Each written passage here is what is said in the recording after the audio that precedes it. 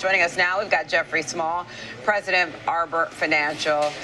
Jeffrey, good to see you. Haven't talked to you in a while. Let's frame the setup for investors today. What do you think is the single biggest thing or metric to pay attention to today for Tesla?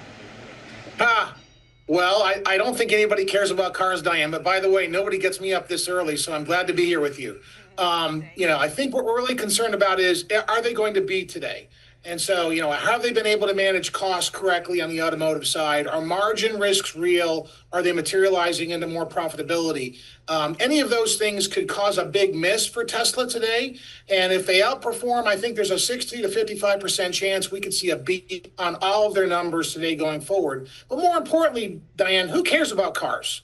We want to hear about AI. We want to hear about the guidance and the robotaxi and full self-driving and what the expansion plan is going to be.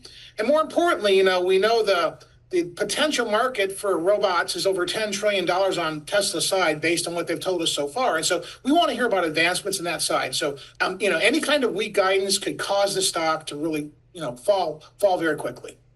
Okay, so I know we want to hear more about that because there are those who obviously argue that Tesla is not a car company. They either argue that it's a tech company, it's an AI company, it's a, future of mobility company. Really quickly, before we dive into a little bit more of that, don't the cars still matter in the sense that, one, listen, they need the money from that essentially to fund the vision for the future. And then two, do you think that this could be a strong quarter simply for the fact that, we've seen other car makers do well in EV because of people rushing out to buy them ahead of the sunsetting of that EV tax credit here in the U.S.? Yeah, you are correct. They had a record delivery last quarter, second quarter, 497,000 vehicles. What would be a beat this year in the third quarter? Anything over 470 is going to be considered a beat. They are projected to do about 1.1 to 1.2 billion of free cash flow. So profitability, to all your points, Diane, is very important that we see forward progress in all those areas. And what they're lowering price, we really see some lowering the price on their vehicles. We really see some demand stability coming back into play and the potentiality of sales reaccelerating in the automotive realm next year going forward, as long as Elon can stay, focused on business and be the great builder that he is. Okay, so over the past several months, Tesla has made quite the comeback in terms of its share price compared to where it was sitting earlier this year. And obviously, it wasn't just about tariffs. Part of that had to do with its Elon Musk relationship with the government and then some of the, political stuff overseas. But okay, that seems to be in the rearview mirror now. And you say the future is obviously all about, AI, robotics, et cetera. How much weight should investors put on that? Well, I think that any information that is not beneficial in those categories as a transformative company in AI and the enormous potential of full self-driving, energy storage, and robotics through the Optimus, and being able to scale the robotaxi quickly is going to crater the stock. And so, investors are really hoping today that they hear some positive guidance on the expansion of robotaxi. And as long as we can get away from, maybe Musk's goal was by the end of 25, get away from having safety drivers in the vehicle. Right now, we're in San Francisco and Austin. They've expanded the geofence in Austin pretty dramatically. But we're looking, and they've got ads in different cities across the country for future drivers. And so, we want to hear some good news on that. That's really what we want to see the expansion on. And so the metric for, let's say, their stock valuation, technically is overvalued a little bit, probably a lot. But, as long as there's good news every quarter on these fronts, you're going to see the stock price continue to expand. That's just the reality of what we've got, Diane. Is it overvalued, though, because of, there are some who still value it as a car company?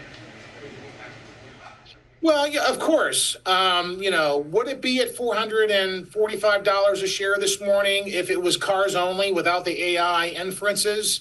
I don't think not. I think we'd be closer to, 150 today, Diane, honestly, as just a car company. And so it's really the AI that is giving us that rush in share price. It's giving us that share price high, so to speak, as speculative investors see this as the ultimate growth play out of the Mag 7 companies as one of the most transformative AI disruptors out of the Mag 7. And so, when we look at Tesla, they're in the Mag 7, but they have the weakest fundamentals. the weakest profitability, but the best tech going forward. And so the best chance for, massive explosion in tech. And that's really what Tesla has. And Musk has that mystique about him, as the great builder. Everything he touches turns to gold.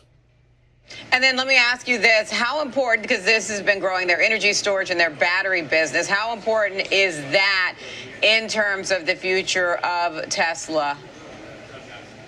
I think it's very important. But I think going forward, when you look at Tesla over the next 3 to 5 years, batteries, automotive, self-storage might be 25% of what the company could potentially generate in terms of their top line and their bottom line numbers.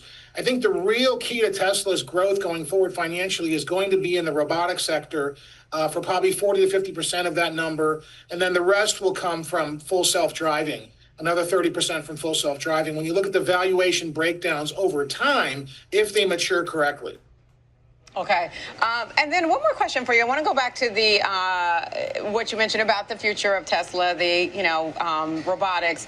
The view on what Elon Musk projected about, how much total addressable market there is, especially related to that, seems to indicate that he sees more than one humanoid robot in every household. Is that really realistic? Well, Elon likes to promise the world and say lots of big things, but they have to materialize, right? And so I don't think it's realistic. Would I love to have, a handyman in my late 50s on deck at full time for 25,000? Of course I would. That would be great, to lift up boxes and, clean the sliders and all that kind of stuff. So we don't know what's possible yet until we see the first variation of this coming out.